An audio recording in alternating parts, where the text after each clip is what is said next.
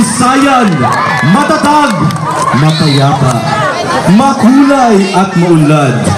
Narito ka't pinagbubunyi ang iyong pangalan na hango sa ibong balod. Malayang lumilipad gaya ng pangarap ng bawat balerenyo at dumadapo sa tugatog ng tagumpay. O Baler, sa tala ng kasaysayan, noon pa man ay isa ka ng progresibong bayan at ang masasaganang kabuhayan gaya ng pangangaso, pangingisda at pagsasaka ay iyong ibinahagi.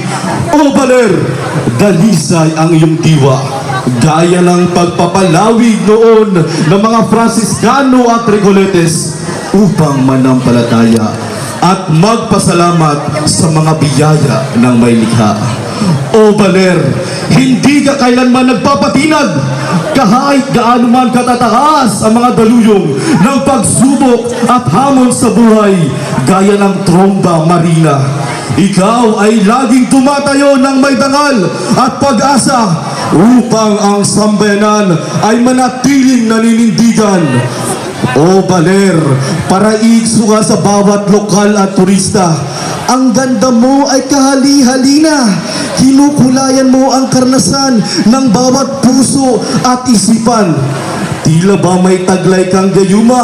Kaya naman, ang mga vloggers ay lagi kang ibinibida. O Baler, ikaw na! Ikaw na talaga ang may mayamang kabuhayan, ang iyong niyugan at sabutan.